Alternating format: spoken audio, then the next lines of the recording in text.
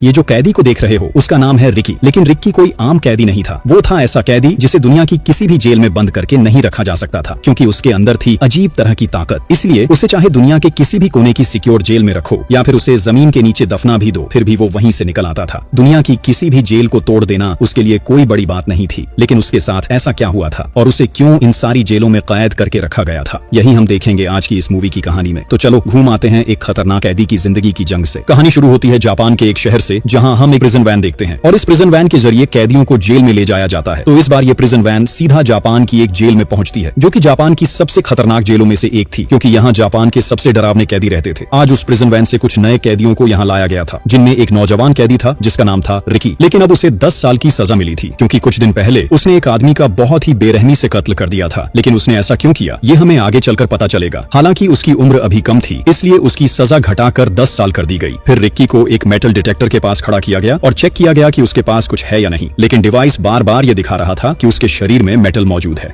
Police ने काफी देर तक उसकी तलाशी ली, लेकिन उसके पास से कुछ भी नहीं मिला। इससे सबको शक हुआ कि रिकी ने अपने शरीर के अंदर कोई हथियार छुपा रखा है। तो उसे और अच्छे से चेक करने के लिए वहां की स्पेशल एक्सरे मशीन में डाला गया। फिर जब उसका पूरा शरीर चेक किया गया तो पता चला कि उसके शरीर के अलग अलग हिस्सों में कई सारी गोलियां फंसी हुई हैं और वही गोलियां असल में मशीन में डिटेक्ट हो रही थी। ये देखकर वहां के पुलिस अफसर काफी हैरान हो गए कि कोई इंसान अपने शरीर में इतनी सारी गोलियां लेकर कैसे जिंदा रह सकता है। इसी बीच वहां के 2 अफसर रिक्की से कहते हैं कि वो यहाँ एक डॉक्टर को बुलाएंगे और उसके शरीर से सारी गोलियां निकाल देंगे। लेकिन रिक्की तब उनसे कहता है कि इन सब की कोई जरूरत नहीं है, वो बिल्कुल ठीक है। गोलियां तो उसके शरीर के लिए दवा जैसी हैं, ये सब उसके लिए कोई मायने ही नहीं रखता। अफसर उसकी बात सुनकर हैरान रह जाते हैं। इसके बाद सारे नए कैदियों को एक सेल के अंदर ले जाया जाता है। अब हम पूरे इस जेल को देखते हैं। ये पूरी जेल लगभग 4 हिस्सों में बंटी हुई थी और इन 4 हिस्सों पर 4 अलग अलग कैदियों का राज था। इन चारों कैदियों को मिलकर कहा जाता था द गैंग ऑफ 4। ये लोग बहुत बड़े बड़े गैंग्स के लीडर थे और उनके पास जेल के वार्डन की इजाजत भी थी। यानी अगर वो यहाँ कोई गलत काम भी करते तो वार्डन उन्हें कुछ भी नहीं कहता, क्योंकि वो सब बहुत बड़े बड़े माफिया थे और जेल में ताकि वो अपना राज चला सके इसलिए उन्होंने बाहर से ही वार्डन को पैसे देने का इंतजाम कर रखा था। फिर अगले दिन जब सारे कैदी अपने अपने कामों में व्यस्त थे, तभी वहां नॉर्थ सेक्शन का एक कैदी आता है, जो उस सेक्शन के गवर्नर का राइट हैंड था, यानी उसका सबसे करीबी आदमी। उसका नाम था सैम। तो सैम और उसके साथी मिलकर माइक नाम के एक बुजुर्ग कैदी को बेवजह मारने लगते हैं। लेकिन माइक तो समझ ही नहीं पा रहा था कि वो लोग उसे ऐसे क्यों पीट रहे हैं। माइक वैसे भी हमेशा बहुत चिंता में डूबा रहता था, क्योंकि उसे अपनी वाइफ और बच्चे की बहुत याद आती थी। वो अपने बच्चे को बहुत छोटा छोड़कर इस जेल में आया था। वो अब इंतजार कर रहा था कि कब उसकी सजा पूरी होगी और कब वो अपनी वाइफ और बच्चे के पास जाएगा। और कुछ ही दिनों में उसकी सजा खत्म होने वाली थी, इसलिए वो बहुत ज्यादा एक्साइटेड था। उसने जेल की कुछ चीजों से अपने बच्चे के लिए एक छोटा सा खिलौना बनाया था। लेकिन जब वो खिलौना उसके हाथ से गिर गया तो सैम ने उसे उठा लिया। फिर सैम माइक से कहता है, तू इस जेल से जल्दी बाहर निकलना चाहता है ना, लेकिन क्या तुझे पता है कि तू तभी बाहर निकल पाएगा जब मैं चाहूंगा। माइक उस खिलौने को वापस लेना चाहता था, लेकिन सैम ने उसी खिलौने से उसे चोट पहुंचाई और खिलौना तोड़ दिया। इसके बाद वो उसके करीब जाकर कहता है, मेरी इजाजत के बिना नॉर्थ सेक्शन की जेल से कोई भी कभी बाहर नहीं जा सकता, यहाँ तक कि बाहर जाने के लिए कोई अर्जी या अपील भी नहीं कर सकता। लेकिन माइक तब इसका विरोध करता है और कहता है कि जो वो लोग कर रहे हैं वो नाइंसाफी है। लेकिन ये सुनकर सैम बुरी तरह गुस्से में आ जाता है और फिर वो अपने आदमियों को लेकर माइक की जबरदस्त पिटाई करने लगता है। वो लोग माइक को इतना ज्यादा मारते हैं कि उसका पूरा चेहरा लहूलुहान हो जाता है। लेकिन ठीक उसी समय माइक की चीख सुनकर वहां रिक्की पहुंच जाता है और वो पीछे से सैम पर हमला करता है, जिससे सैम सीधा एक लोहे के कांटे स्टार कटर के ऊपर जा गिरता है। इसमें उसे बहुत गंभीर चोट लगती है। वो इतना घायल हो जाता है कि उसमें लड़ने की कोई ताकत ही नहीं बचती। इसके बाद सैम का ही एक आदमी रिक्की पर हमला करने आता है, लेकिन रिक्की जिस तरह से उसकी तरफ देखता है उससे वो कैदी डर के मारे उसके ऊपर हाथ भी नहीं उठा पाता, बल्कि वो अपने लीडर सैम को लेकर वहां से भाग जाता है। इसके बाद दिखाया जाता है कि सैम का चेहरा बहुत बुरी तरह बिगड़ चुका था, इसलिए उसे रिक्की पर बेहद गुस्सा आ रहा था। वो अपने साथियों से कहता है कि उसका अगला टारगेट रिक्की है, वो उसे नर्क जैसी सजा देकर टुकड़ा टुकड़ा करके मारेगा। तभी सैम का एक साथी कहता है कि उन्हें रिक्की को पूरी तरह खत्म कर देना चाहिए। एक नया कैदी होकर भी उसने उनके बॉस पर हाथ उठाने की हिम्मत कैसे की। इसके बाद सैम सीधा जेल के वॉशरूम में जाता है, जहां एक गार्ड मौजूद था और इस गार्ड को सैम ने पहले से ही पैसे देकर अपने काबू में कर रखा था। वहां सैम गार्ड से माइक के बारे में पूछता है। वो जानना चाहता था कि माइक की रिहाई में कितना समय बाकी है। तब गार्ड बताता है कि कल सुबह ही उसकी रिहाई होने वाली है। ये सुनकर सैम उसे कहता है, तुझे मेरा एक अहम काम करना होगा, इसके बदले में मैं तुझे तेरी 1 महीने की सैलरी जितना पैसा दूंगा। गार्ड पूछता है कि काम क्या है। तब सैम कहता है, पहला, तुझे लॉन्ग नाम के एक कैदी को छोड़ना होगा जिसे बाकी सबसे अलग बांध कर रखा गया है, और दूसरा, माइक की रिहाई किसी भी तरह कैंसिल करनी होगी, इसलिए तू माइक के पास जाकर उसे बता देना कि उसकी रिलीज डेट बहुत आगे बढ़ा दी गई है। पैसे के लालच में गार्ड उसकी बात मान लेता है और फिर वो सीधा माइक के पास जाता है और उससे कहता है कि उसकी कल की रिहाई कैंसिल कर दी गई है। उसे अब और भी कई दिन इसी इसी जेल में गुजारने होंगे। लेकिन माइक बहुत डर जाता है क्योंकि सैम के साथ वो वैसे ही उसकी दुश्मनी हो चुकी थी। अब अगर वो जेल में रहा तो सैम उसे बहुत टॉर्चर करेगा। इसलिए माइक गार्ड पर बुरी तरह गुस्सा हो जाता है और वो गार्ड से कहता है, मेरी रिक्वेस्ट रिजेक्ट हो गई, ये कह देना काफी था, लेकिन जब मुझे सरकार की तरफ से रिलीज की डेट दी गई थी तो अचानक वो कैसे कैंसिल हो गई? यकीनन इसके पीछे तुम्हारा ही कोई हाथ है। तब गार्ड उसे चुप कराने के लिए उसके शरीर पर हमला करता है। माइक को इससे बहुत तकलीफ होती है क्योंकि वैसे भी अपनी वाइफ और बच्चे से मिलने के लिए उसका दिल बहुत बेचैन था। इसलिए वो रोते रोते गार्ड से बार बार रिक्वेस्ट करता है कि उसे छोड़ दिया जाए, लेकिन गार्ड उसकी कोई बात नहीं सुनता बल्कि उसे पीट कर वहां से चला जाता है। माइक यहाँ बहुत ज्यादा टूट जाता है क्योंकि वो जानता था कि जब तक सैम नहीं चाहेगा तब तक वो इस जेल से कभी बाहर नहीं निकल पाएगा और अगर यहाँ रहना पड़ा तो उसे रोज रोज तिल तिल कर मरना होगा। इसीलिए उस रात माइक अपनी जान दे देता है और ये खबर तुरंत पूरी जेल में फैल जाती है। सारे कैदी माइक के लिए विरोध करने लगते हैं क्योंकि इस जेल में सबसे ज्यादा नाइंसाफी माइक के साथ ही हुई थी और माइक को सजा भी बिल्कुल बेवजह मिली थी। असल में हुआ ये था कि जब माइक की वाइफ को डिलीवरी पेन शुरू हुआ था तो माइक अपनी गाड़ी से उसे अस्पताल ले जा रहा था। तभी अचानक एक गाड़ी आकर उनकी गाड़ी से टकरा जाती है जिसमें माइक की कोई गलती नहीं थी, लेकिन उस एक्सीडेंट में एक पैसेंजर की मौत हो गई। इसी वजह से उसे कई सालों की कैद की सजा दी गई थी। यहाँ तक कि उसकी सजा पूरी हो जाने के बाद भी उसे जेल से रिहा नहीं किया गया। उधर देखा जाता है कि गार्ड माइक की डेड बॉडी को जेल से बाहर ले जाने के लिए ले जा रहे थे। रिक्की देखता है कि माइक के दोनों हाथों में अब भी हथकड़ी लगी हुई है। ये देखकर उसे बहुत बुरा लगता है। वो वहाँ मौजूद गार्ड्स के पास जाकर कहता है, क्या आप लोग इंसान हैं? आप लोगों के अंदर इंसानियत नाम की कोई चीज नहीं है? इंसान इतनी तकलीफ झेल कर मर गया और आप लोग इस मरे हुए इंसान के हाथ में भी हथकड़ी लगाए हुए हैं। ये कहकर रिक्की अपने हाथों से हथकड़ी को बहुत आसानी से तोड़ देता है। इसे देखकर गार्ड बिल्कुल हैरान रह जाते हैं कि इतनी मजबूत हथकड़ी उसने इतनी आसानी से कैसे तोड़ दी। फिर रिक्की माइक की लाश पर वही खिलौना रख देता है जो माइक ने अपने बच्चे के लिए अपने हाथों से बनाया था, लेकिन सैम ने उसे तोड़ दिया था। रिक्की उस खिलौने को ठीक करके माइक के पास रख देता है ताकि उसकी आत्मा को कुछ सुकून मिल सके। लेकिन रिक्की को माइक के लिए बहुत दुख हो रहा था और सैम पर भी उसे बेहद गुस्सा था क्योंकि सैम और उसके साथियों की वजह से ही माइक की आज ये हालत हुई थी। फिर अगले दिन सुबह सारे कैदी वॉशरूम में नहाने जाते हैं। उनमें रिक्की भी मौजूद था। इसी दौरान रिक्की के पास सैम आता है और उसकी तरफ बहुत अजीब नजरों से देखता है। कुछ देर बाद जब सारे कैदी वहाँ से बाहर चले जाते हैं तब वहाँ वो कैदी आता है जिसका नाम था लॉन्ग, जिसे उस जेल में बांध कर रखा जाता था। लॉन्ग दरअसल एक बहुत विशाल कद काठी वाला इंसान था और वो बेहद ताकतवर भी था, इसलिए उसे हमेशा बांध कर रखा जाता था। इसी वजह से सैम ने गार्ड को कहा था कि उसे छुड़वा दो ताकि उसी के जरिए वो रिक्की को पिटवा सके। तब लॉन्ग आकर रिक्की को इतनी जोर की मुक्का मारता है कि रिक्की छिटक कर बहुत दूर जा गिरता है। लेकिन रिक्की भी बहुत साहसी और ताकतवर था, इसलिए वो भी उससे लड़ाई शुरू कर देता है। रिक्की लॉन्ग के पेट में ऐसा मुक्का मारता है कि उसका हाथ सीधा उसके पेट के अंदर तक चला जाता है। इससे वहीं पर लॉन्ग की मौत हो जाती है। दरअसल रिक्की के शरीर में अजीब तरह की शक्ति थी जो किसी आम इंसान के शरीर में नहीं होती। इसी बीच सैम रिक्की को मारने के लिए एक लोहे का तार काटा स्टील कटर ले आता है और उसे सीधा रिक्की के हाथ में घुसा देता है। लेकिन इतना सब होने के बाद भी रिक्की को कुछ नहीं होता, बल्कि रिक्की बहुत आसानी से उस तार कट्टर को निकालकर सैम के हाथ में घुसा देता है और उसका हाथ तोड़ देता है। उधर गार्ड वहाँ खड़े होकर उनकी लड़ाई देख रहे थे, लेकिन वो कुछ भी नहीं कर रहे थे क्योंकि सैम ने उन्हें पैसे दिए थे। लेकिन इस बार रिक्की सैम को भी लॉन्ग की तरह इतना जोर का मुक्का मारता है कि उसका पेट फट जाता है और वहीं उसकी मौत हो जाती है। गार्ड समझ जाते हैं कि रिक्की कितना खतरनाक कैदी है और उसके शरीर में कितनी जबरदस्त ताकत है, इसलिए वो उसे पकड़कर वहाँ से ले जाते हैं। इसी बीच वहाँ लियो नाम का एक कैदी आता है जो इस समय जेल के नॉर्थ सेक्शन का गवर्नर था। वो रिक्की के पास आकर कहता है, तुम्हारे जैसे ताकतवर कैदी मैंने बहुत कम देखे हैं। लेकिन लियो की बात का रिक्की पर कोई असर नहीं होता। इसके बाद गार्ड्स उसे एक खास तरह के सेल में ले जाते हैं जो कुख्यात कैदियों के लिए बनाया गया था। वहाँ गार्ड्स उसे कैद करके छोड़ जाते हैं। लेकिन कुछ ही देर बाद रिक्की के सीने में एक अजीब तरह का दर्द शुरू हो जाता है और तभी उसे अपने अतीत की एक घटना याद आती है। जब रिक्की हाई स्कूल का स्टूडेंट था तभी उसके माँ बाप की मौत हो गई थी। तो एक दिन रिक्की अपने माँ बाप की कब्र पर जाने के लिए उनके गाँव आता है और उसी कब्रिस्तान में उसकी मुलाकात होती है जॉन नाम के एक आदमी से। रिक्की को पता चलता है कि जॉन कोई और नहीं बल्कि उसका सगा चाचा है। जॉन और रिक्की आज पहली बार एक दूसरे से मिल रहे थे। हालांकि जॉन रिक्की के बारे में अपने भाई से पहले ही बहुत कुछ सुन चुका था। उसने सुना था कि रिक्की मार्शल आर्ट्स सीख रहा है, इसलिए वो यहाँ आकर रिक्की से उसके मार्शल आर्ट्स के बारे में पूछता है। रिक्की तब उसे अपनी स्किल दिखाने लगता है, लेकिन उसका चाचा जॉन उसे तुरंत रोकर एक वार करता है क्योंकि उसने समझ लिया था कि रिक्की के अंदर अभी भी बहुत सी कमजोरियां हैं। पूरी तरह से मार्शल आर्ट्स सीखने के लिए उसे अभी बहुत वक्त लगेगा। जॉन खुद एक मार्शल आर्ट्स मास्टर था। ये बात रिक्की ने अपने पिता से सुनी थी, इसलिए रिक्की उसे बहुत अनुरोध करने लगता है कि वो उसे पूरी तरह से मार्शल आर्ट्स सिखाए क्योंकि इस दुनिया में अब उसके माँ बाप कोई नहीं थे। इसलिए उसे हर हाल में खुद को बहुत स्ट्रांग बनाना था, वरना इस दुनिया में उसका टिकना बहुत मुश्किल हो जाएगा। रिक्की की बातें सुनकर उसका चाचा जॉन उसे मार्शल आर्ट्स सिखाने के लिए राजी हो जाता है। वो उसी दिन से उसे ट्रेनिंग देना शुरू कर देता है और ट्रेनिंग के लिए रात में उसे कब्रिस्तान में ले जाता है। वो रिक्की से कहता है कि मार्शल आर्ट्स का सबसे बड़ा हथियार है अपने दिमाग पर काबू पाना और अपने अंदर छिपे गुस्से और क्रोध को बैलेंस करना। इसीलिए जॉन सबसे पहले उसे मेडिटेशन सिखाना शुरू करता है और वो रिक्की से कहता है कि मेडिटेशन ही है खुद को कंट्रोल करने का सबसे बड़ा हथियार। ये इंसान के मन की असली शांति को जगाता है, यहाँ तक कि ये इंसान को धैर्य रखना भी सिखाता है, जिसकी वजह से आगे चलकर किसी भी चोट या तकलीफ से इंसान को ज्यादा फर्क नहीं पड़ता, बल्कि इससे अपने आप इंसान के शरीर में और भी ज्यादा एनर्जी और मेहनत करने की इच्छा जाग उठती है। यही वजह है कि बाद में इंसान मार्शल आर्ट्स के लिए सख्त मेहनत कर पाता है। तो इस तरह कई दिनों की ट्रेनिंग के बाद जॉन रिक्की के लिए वहाँ एक पत्थर लाता है। वो अपने एक हाथ से उस पत्थर का एक हिस्सा तोड़ देता है। इसके बाद वो रिक्की से कहता कहता है कि उसके शरीर के अंदर जितनी भी ताकत है उसे एक जगह इकट्ठा करो और इस पत्थर को तोड़कर दिखाओ। रिक्की जॉन की बात सुनकर बहुत ज्यादा प्रेरित हो जाता है, इसलिए वो पत्थर के सामने आकर अपने पूरे शरीर की सारी ताकत लगाकर उस पत्थर पर वार करता है और सचमुच वो पत्थर को तोड़ देता है। ये देखकर रिक्की खुद भी हैरान रह जाता है। इसके बाद जॉन लगातार रिक्की की तरफ एक के बाद एक पत्थर फेंकने लगता है और रिक्की भी हर एक पत्थर को तोड़कर चूर चूर कर देता है। फिर जॉन एक बहुत बड़ा पत्थर लाकर उसे रिक्की पर फेंकता है, लेकिन रिक्की अपनी सीने की पसलियों की ताकत से उस पत्थर को भी चूर चूर कर देता है। ये सब देखकर जॉन बहुत खुश होता है, क्योंकि रिक्की ने बहुत कम समय में अपार शक्ति हासिल कर ली थी। अब कहानी वापस वर्तमान समय में आती है, जहाँ रिक्की अपने सेल के अंदर चुपचाप बैठा जॉन के बताए अनुसार मेडिटेशन कर रहा था। लेकिन तभी कुछ गार्ड आकर उसे एक अफसर के पास ले जाते हैं, जो इस पूरी जेल का डिप्टी डायरेक्टर था। उसका नाम था मार्टिन। असल में वो बहुत ही बुरा इंसान था। वो अपने पद की ताकत पाकर कभी सही गलत की परवाह नहीं करता था, यहाँ तक कि बाकी गार्ड्स की तरह वो भी पैसों के आगे बिक चुका था। तो मार्टिन एक गार्ड से कहता है कि उसे रिक्की की पूरी फाइल पढ़कर सुनाए, क्योंकि जिस कैदी ने जेल में इतनी बड़ी घटना कर डाली है उसके अतीत के बारे में तो उसे थोड़ा जानना ही चाहिए। गार्ड तब रिक्की की फाइल पढ़कर सुनाना शुरू करता है। वो कहता है कि बचपन से ही रिक्की अनाथ था, इसी वजह से वो एक अनाथ आश्रम में बड़ा हुआ, लेकिन पढ़ाई लिखाई में वो बिल्कुल भी अच्छा नहीं था, इसलिए उसे जनरल स्कूल से निकालकर एक म्यूजिक स्कूल में दाखिला दिलाया गया। लेकिन बाद में वो 2 साल के लिए वहाँ से भी गायब हो गया, उसे कहीं भी ढूंढा नहीं जा सका। लेकिन अचानक ही उसने एक बहुत बड़े गैंग के साथ लड़ाई कर ली और उस फाइट में उसने उनमें से एक को मार डाला। इसके बाद उसे वहीं से गिरफ्तार करके इस जेल में लाया गया। ये सब सुनकर मार्टिन फिर रिक्की के पास आता है और उसका गला दबोच लेता है। वो उससे पूछना चाहता है कि लगभग 2 साल तक वो जो गायब रहा उस दौरान वो कहाँ था, और उसके पूरे सीने के अंदर 5 गोलियां मिली हैं। ये 5 गोलियां उसके शरीर में कैसे लगी और गोलियां लगने के बाद भी वो अब तक जिंदा कैसे है। लेकिन वो उसकी किसी भी बात का जवाब नहीं देता। हालांकि रिक्की यहाँ एक बात नोटिस करता है कि मार्टिन का एक हाथ नहीं है और उसकी जगह उसके हाथ में हथियार जैसा कुछ लगा हुआ है। फिर मार्टिन रिक्की से कहता है, तू मुझे कुछ भी बताना नहीं चाहता तो इसमें क्या हुआ? ये मत भूल कि तू अभी भी मेरी जेल के अंदर ही है, इसलिए तुझसे सच निकलवाने में मुझे ज्यादा वक्त नहीं लगेगा। इसके बाद मार्टिन वहाँ से एक फोटो निकालता है और कहता है कि आज सुबह उन्हें रिक्की की एक तस्वीर मिली है। वो चाहता है कि रिक्की उस तस्वीर को देखे। रिक्की जैसे ही तस्वीर देखने के लिए हाथ बढ़ाता है, तभी मार्टिन अपने हाथ में लगे उस हथियार से रिक्की पर वार कर देता है, यहाँ तक कि वो उसके चेहरे पर बार बार वार करता रहता है। और फिर वो रिक्की से कहता है, मैं उस इंसान की ताकत देखना चाहता हूँ जिसने सैम और लॉन्ग जैसे ताकतवर लोगों को मार डाला था। ऐसा कहते हुए वो रिक्की को इतना मारता है कि उसका पूरा शरीर खून से लथपथ हो जाता है। लेकिन रिक्की डरने के बजाय उसके चेहरे पर थूक देता है। ये देखकर मार्टिन और भी ज्यादा गुस्से में आ जाता है और कहता है कि रिक्की ने बहुत बड़ी गलती कर दी है। उसे बिल्कुल अंदाजा नहीं है कि वो किस जेल में आ पहुंचा है। ये जेल नहीं बल्कि एक जहन्नुम है और इस जहन्नुम की सजा रिक्की को भुगतनी ही पड़ेगी। वो कसम खाता है कि अपने ही हाथों से रिक्की को तड़पा तड़पा कर खत्म कर देगा। इसके बाद मार्टिन रिक्की को वही तस्वीर दिखाता है जिसे वो पहले दिखाना चाहता था। उस तस्वीर में दरअसल रिक्की की गर्लफ्रेंड की फोटो थी। मार्टिन रिक्की को उसकी गर्लफ्रेंड के बारे में धमकी दे रहा था। ये सुनकर रिक्की बुरी तरह गुस्से में आ जाता है और एक ही वार में वहाँ रखी टेबल को तोड़ डालता है। तब मार्टिन उस पर गोलियां चलाना शुरू कर देता है, लेकिन रिक्की वहाँ पड़े सामान को ढाल बनाकर किसी तरह गोलियों से बच निकलता है। फिर जब गार्ड्स उसे रोकने आते हैं तो रिक्की उन्हें भी बुरी तरह पीट देता है। ये देखकर मार्टिन के अंदर डर समा जाता है और वो कहता है, अगर तूने ये सोचा भी है कि तू मुझे मार सकता है तो याद रख तुझे मेरी ही हाथों से मरना होगा। तभी रिक्की तेजी से दौड़ता हुआ आता है और उसे जोरदार हिट करने ही वाला होता है, लेकिन आखिरी पल में आकर वो रुक जाता है और कहता है, मैं चाहूँ तो अभी यहीं तुझे खत्म कर सकता था। मैंने पहले भी कई हत्याएं ऐसे ही कर डाली हैं, तो तुझे मार देने से मेरे लिए कुछ खास बदलता नहीं, लेकिन इस बार तुझे छोड़ रहा हूँ, मगर आइंदा मेरी निजी जिंदगी में दखल देने की कोशिश मत करना। ये कहकर रिक्की अपनी गर्लफ्रेंड की फोटो उठाता है और वहाँ से चला जाता है। फिर उसी रात रिक्की उस तस्वीर को देख रहा होता है। उसके पास अपनी एक बांसुरी भी थी। रिक्की वहाँ बैठकर बांसुरी बजाने लगता है और तभी उसे अपने अतीत की बातें याद आने लगती हैं, जब वो अपनी गर्लफ्रेंड के साथ बहुत ही खूबसूरत लम्हे गुजारा करता था। रिक्की की गर्लफ्रेंड का नाम था यान। दोनों एक दूसरे से बहुत मोहब्बत करते थे। रिक्की की जिंदगी के सबसे खूबसूरत लम्हे उसी के साथ गुजरे थे। तो उस वक्त रिक्की अपनी गर्लफ्रेंड के सारे प्यारे यादों को याद कर रहा था। वो काफी इमोशनल हो गया, लेकिन तभी वहाँ एक गार्ड आया और रिक्की को बांसुरी बजाने से मना कर दिया। अगले दिन सुबह दिखाया जाता है कि सैम का एक साथी जब जेल में घूम रहा था तब उसके पास कई कैदी आ जाते हैं। ये वही कैदी थे जिन्हें सैम अपने लोगों के साथ मिलकर हमेशा तंग करता था और उन पर बहुत टॉर्चर करता था। लेकिन अब चूंकि सैम मर चुका था, इसलिए सारे कैदी मिलकर उससे बदला लेना चाहते थे। उनकी नजरों में उसी की वजह से माइक जैसे अच्छे इंसान को अपनी जान गंवानी पड़ी। वहाँ कोआ नाम का एक शख्स तो उसे जान से ही मार देना चाहता था, लेकिन ठीक उसी वक्त वहाँ लियो आ जाता है, जिसे नॉर्थ सेक्शन का गवर्नर बनाया गया था। लियो कोआ से कहता है कि वो गुस्से में आकर किसी की हत्या न करे, वरना उसकी सजा और भी बढ़ जाएगी, यहाँ तक कि शायद वो कभी भी जेल से बाहर नहीं निकल पाएगा। और फिर लियो उन्हें याद दिलाता है कि जेल के नियम सबको पता है, यहाँ किसी भी कैदी को मारने का हक सिर्फ उसी के पास है, इसलिए वो सब पिछले सारे गिले शिकवे भूल जाएं। लेकिन उस वक्त कोआ कहता है, तेरी इस पावर का फायदा ही क्या अगर तू जेल में अपने सेक्शन में न्याय ही नहीं कर सकता? जब हमारे साथ अन्याय हो रहा था तब तू कहाँ था? तेरे जैसे निकम्मे इंसान को ये ताकत क्यों दी गई, ये मैं नहीं समझता। ये सुनकर लियो बुरी तरह गुस्से में आ जाता है और वहीं पर कोआ को मार डालता है। ठीक उसी समय वहाँ मार्टिन पहुंचता है और लियो को कॉन्ग्रेचुलेट करता है, ये कहते हुए कि उसने बिल्कुल सही काम किया है। फिर मार्टिन खुद ही कोआ की लाश वहाँ से ले जाता है। उसके बाद उसी दिन मार्टिन लियो को अपने ऑफिस में बुलाता है और उसके हाथ में एक हथियार पकड़ाकर कहता है कि लियो बहुत बहादुर कैदी है, इसलिए ही उसे जेल में इतना बड़ा पद दिया गया है, लेकिन अब उसे ये काम करना होगा, जैसे उसने कोआ को मारा था वैसे ही उसे रिकी को भी मारना होगा। ये सुनकर लियो काफी डर जाता है, क्योंकि वो जानता है कि रिकी बेहद खतरनाक फाइटर है और उसे मार पाना बिल्कुल भी आसान नहीं है। फिर भी लियो उसके साथ फाइट करने के लिए तैयार हो जाता है। इसके बाद दिखाया जाता है कि जेल के मैदान में कोआ की डेड बॉडी टांगी हुई है और रिकी वहाँ खामोश खड़ा होकर उस बॉडी को देख रहा होता है। तभी लियो उसके साथ लड़ने के लिए पहुंचता है। रिकी भी फाइट के लिए रेडी हो जाता है। लियो बार बार अलग अलग तरीके से उस पर वार करने की कोशिश करता है, लेकिन रिकी बड़ी आसानी से हर बार खुद को उससे बचा लेता है। हालांकि लियो बहुत ताकतवर था, इसलिए आखिरकार वो रिकी को चोट पहुंचाने में कामयाब हो जाता है। लेकिन जेल के पीछे बहुत सारे कैदी खड़े थे जो रिकी को बहुत अप्रिशिएट कर रहे थे, क्योंकि उनके बीच सिर्फ वही एक इंसान था जो इस जेल के सारे अत्याचारियों को सजा दे सकता था। सबकी बातें सुनकर रिकी को दिल में बहुत हौसला मिलता है और उसके अंदर बदले की आग भड़क उठती है। रिकी फिर पूरी ताकत से लियो के साथ फाइट करने निकल पड़ता है। रिकी के शरीर में इतनी जबरदस्त ताकत थी कि लियो जैसा शक्तिशाली इंसान भी उसके सामने टिक नहीं पा रहा था। इसलिए लियो ने रिकी की आंखों में धूल झोंक दी, जिससे रिकी के सामने कुछ भी साफ दिखाई देना बंद हो गया। फिर भी वो फाइट करने की कोशिश करता रहा, लेकिन तभी लियो वहां से एक धारदार हथियार ले आता है और मौका पाकर रिकी पर वार करने लगता है। रिकी पीछे हटे हटे वहां के वाटर टैंक के पाइप पर गिर जाता है। वो अपनी कोहनी से जोर का वार करके उस पाइप को तोड़ देता है। पाइप से तेजी से पानी निकलने लगता है और उसी पानी से रिकी तुरंत अपनी आंखें धो लेता है। अब उसकी नजर फिर से साफ हो जाती है और वो दोबारा फाइट के लिए तैयार हो जाता है। ये देखकर वहां मौजूद सारे कैदी बहुत खुश हो जाते हैं और जोर जोर से रिकी रिकी चिल्लाकर